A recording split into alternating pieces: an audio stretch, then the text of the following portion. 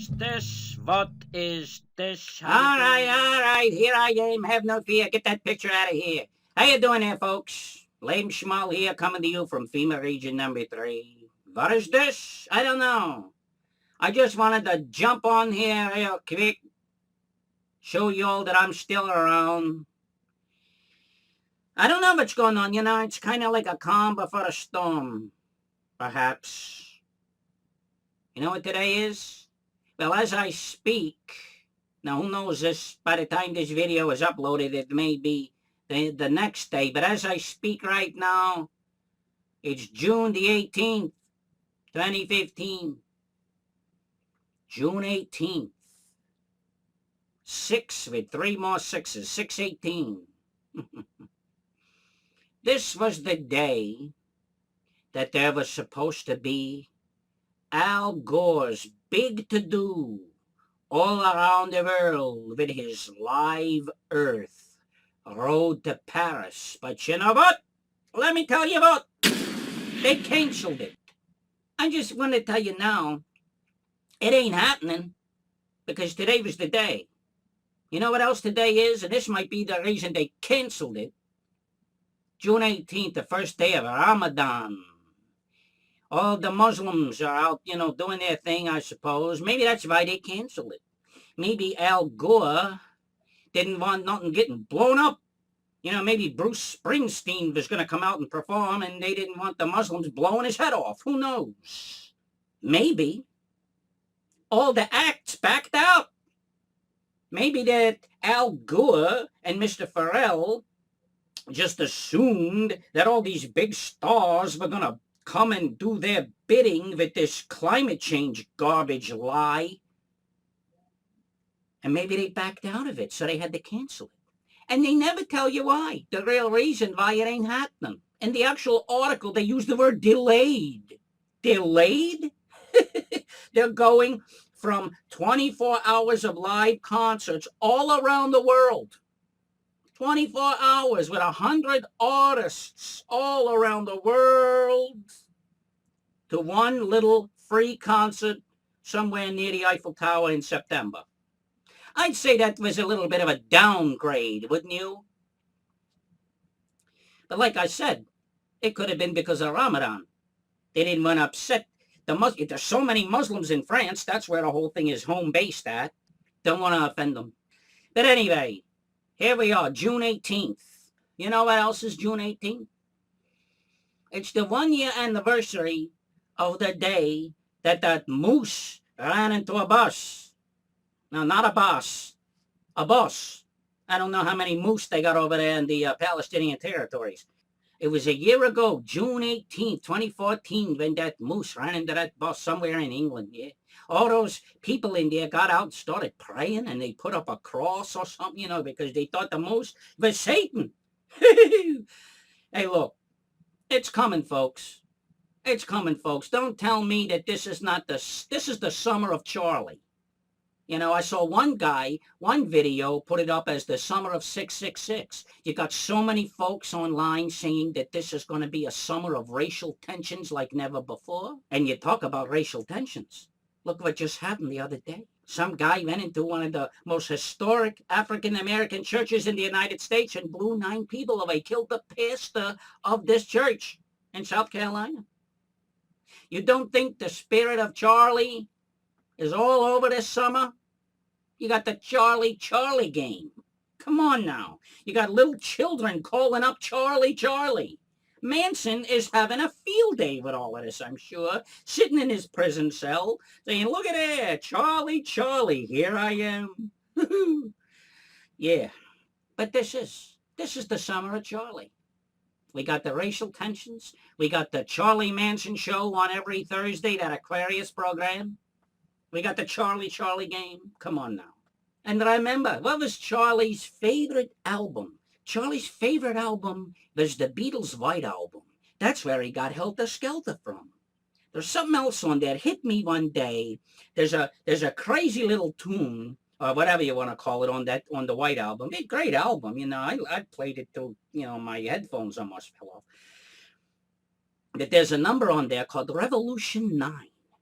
And most of it is just a repetition. Number 9, number 9, number 9. Yeah, you know what I'm talking about. Those who have ears have heard. What's coming up in a couple of weeks that has to do with the number 9? What is going to be in the news very soon in which the number 9 will be very, very integral? There you go. 9 Supreme Court justices. Number 9, number 9. They are going to decide, or if they haven't already, they are going to announce their decision, most likely on the 30th of this month of June, whether or not same-sex marriage will become the law of the land. It pretty much looks like they're going to do it. There was a headline here. I'll show you this headline. Look at here. If they don't pass it, legal chaos throughout this nation. They're not gonna go for that. They're not gonna let that happen. They're gonna pass it. Same-sex marriage will be the law of the land. That's right. And that's it. I believe that will be the last straw. Elohim is ready to close the door. He is now separating the sheep from the sheep. We don't have to worry about Obama and the old piece of chaff, John Kerry and Pelosi and Clinton and all them. We got to worry about people within our own belief system telling us that we're all going to be here when the tribulation comes. We got these false prophets telling us that all we got to do is buy food and buy water and, well, hey, then we'll be okay. Hey, if you get plenty of food, plenty of water, and a hole to hide in, why should you worry about having to take the mark of the beast? You got plenty to eat, you got water, you got a hole. Why you got to worry about that? You'll be fine. That's what they're telling you. Don't listen to them. Wolves in sheep's clothing, they are liars. I don't know about you, but I am going to the place that Yeshua has prepared for me. Not a place where the mid and post-tribulation folks are prepping for themselves to survive it. No, I'm going with him. You can stay if you want. You can have your dried Tuscan noodles and your moo milk or whatever it is. I'm not going to be here. You want to be here? Be here. And you know what? You will. You will.